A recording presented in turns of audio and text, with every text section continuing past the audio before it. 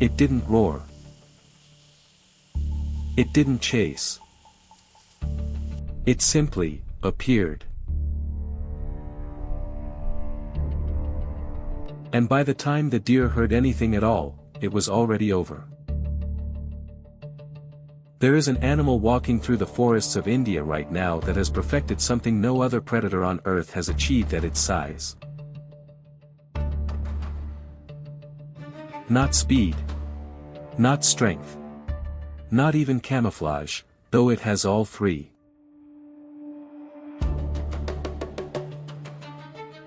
What the tiger has perfected is silence. And that silence is not an accident.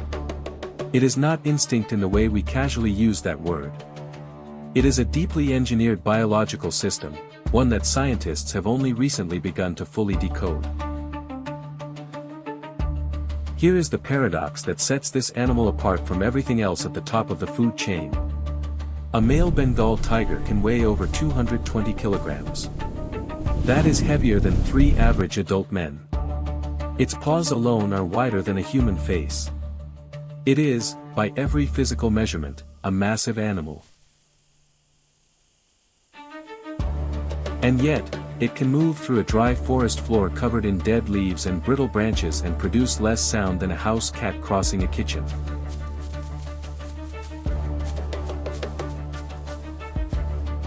This shouldn't be possible. But here's what's really happening beneath those paws, inside those muscles, and behind those amber eyes, and it changes what we thought we understood about how apex predators hunt. To understand what makes the tiger the quietest large predator on the planet, we first need to talk about what most people get wrong about how tigers hunt. The common image, the one burned into popular culture, is the chase. A powerful predator exploding from cover, sprinting down prey in a burst of raw speed and muscle. That image belongs to the cheetah. To the African wild dog. Even, in certain contexts, to the lion. The tiger operates on an entirely different logic. Tigers are ambush predators. They do not chase. They arrive.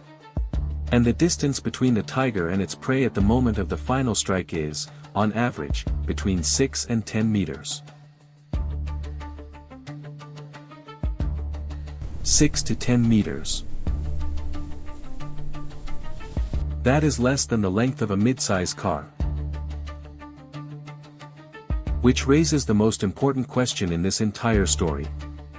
How does a 220-kilogram animal close to within 6 meters of a prey animal, an animal whose entire survival depends on detecting exactly this kind of threat, without being heard, without being smelled, and without triggering any of the prey's biological alarm systems? The answer begins not with the tiger's size, or its stripes, or its famous patience. It begins with the bottom of its feet. A tiger's paw has a structure that biomechanical engineers now consider one of the most sophisticated weight distribution systems in the animal kingdom. The paw pad itself, the large, soft structure you can see on the underside of the foot, is composed of dense fatty tissue surrounded by thick, elastic skin. Unlike rigid materials, this tissue deforms under pressure. It spreads. It absorbs. It redistributes the force of each footstep across a wider surface area, dramatically reducing the pressure applied to any single point of the ground. Think of it this way. When you press your finger hard against a drum, it makes a sound. But if you press your entire open palm slowly and evenly across that same drum, silence.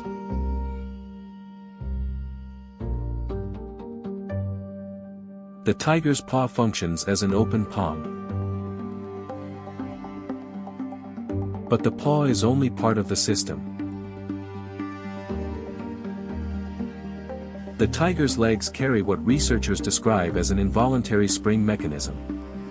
The musculature and tendon arrangement of the hind limbs in particular stores and releases energy in a way that naturally minimizes impact vibration. The tiger does not slam its feet down. It places them, absorbing the remaining kinetic energy through the flexion of its joints before that energy can transfer to the ground as sound.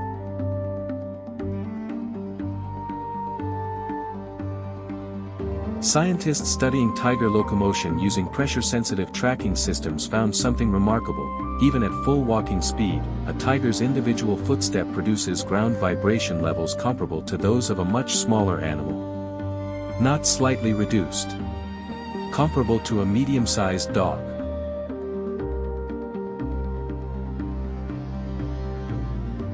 That is the scale of the acoustic deception taking place.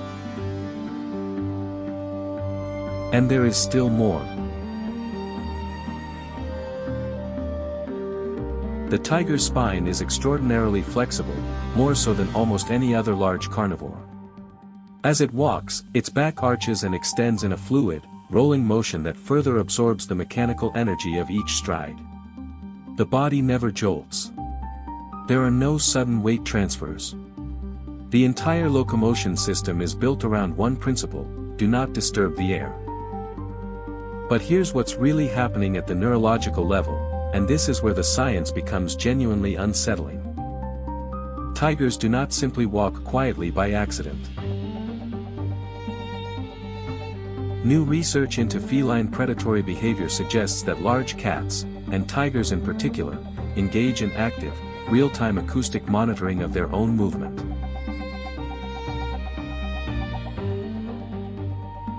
In other words, the tiger is listening to itself.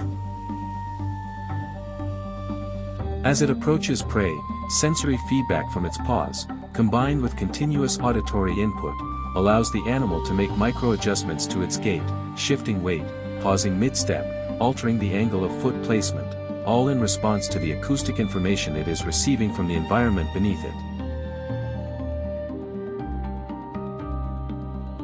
A dry leaf is not just a visual obstacle. It is a sound threat.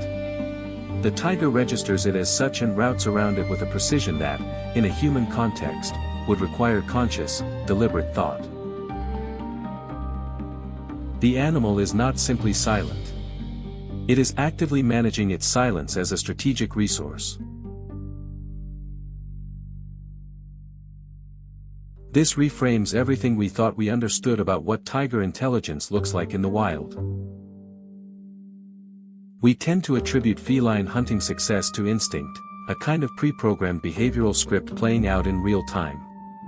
But what researchers are now documenting suggests something considerably more complex, a dynamic, sensory-integrated cognitive process happening continuously throughout the approach phase of a hunt.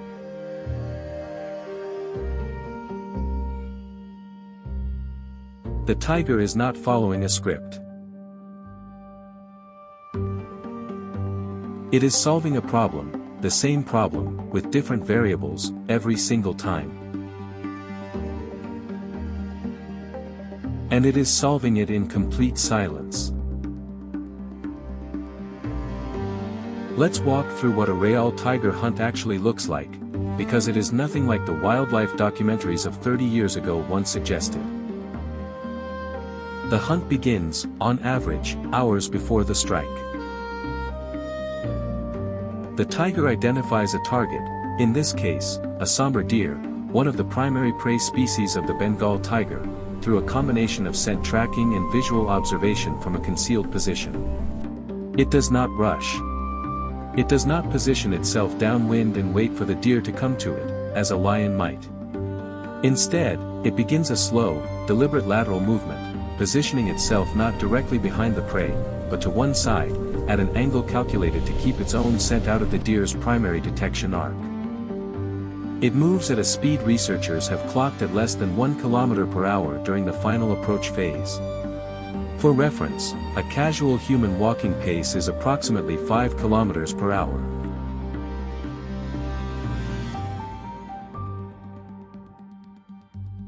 The tiger is moving at 1/5 of a leisurely stroll.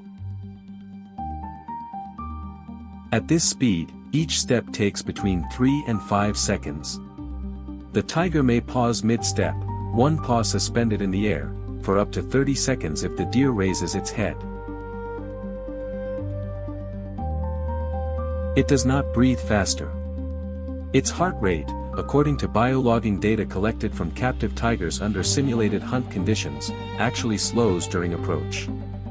The animal enters a state of controlled physiological suppression, reducing its own biological noise signature.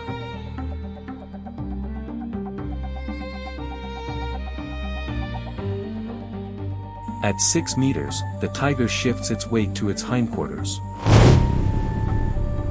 At 4 meters, it launches. The strike is not a bite to the neck, as is commonly depicted. The tiger's primary kill mechanism is a combination of a full-body impact, using its mass to destabilize the prey, followed by a suffocating bite to the throat, collapsing the trachea. The prey loses consciousness within seconds from oxygen deprivation, not blood loss. It is precise. It is controlled. And it is, from the prey's perspective, almost entirely without warning. Here is the part that scientists still don't fully understand, and it may be the most significant piece of this entire story. Despite being one of the most studied large carnivores on the planet, the tiger's hunt success rate remains surprisingly difficult to pin down with precision. Estimates from long-term field studies vary between 15 and 30% of all hunts resulting in a kill. At first, that number sounds unremarkable. Most predators fail more often than they succeed. But consider the context: the tiger is doing everything right. It is acoustically invisible. It is neurologically sophisticated. It is physically optimized for ambush to a degree unmatched at its size class in the animal kingdom. And it still fails 7 times out of 10. Which tells us something important, not about the tiger's limitations, but about the extraordinary sensitivity of the prey animals it targets. Somber deer, the tiger's most frequent large prey, have evolved over millions of years of coexistence with this predator. Their hearing range extends well beyond the human threshold. Their peripheral vision is nearly panoramic. They have learned, at a species level, to detect the absence of normal forest sounds, the sudden silence of birds, the cessation of insect noise, as a predator signal. They are not simply running from a tiger. They are running from the shape of a silence. This is the arms race that has been running for millions of years in these forests. Not speed versus speed. Not strength versus strength. But silence versus the detection of silence.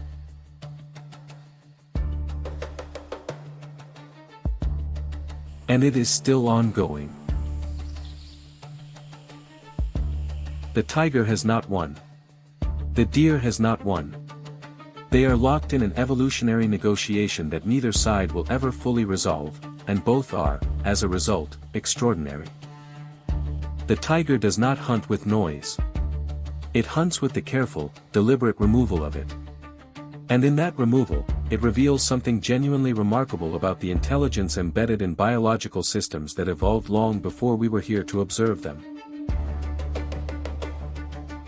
If this story changed how you think about what's happening in a forest you'll never visit, that was exactly the goal.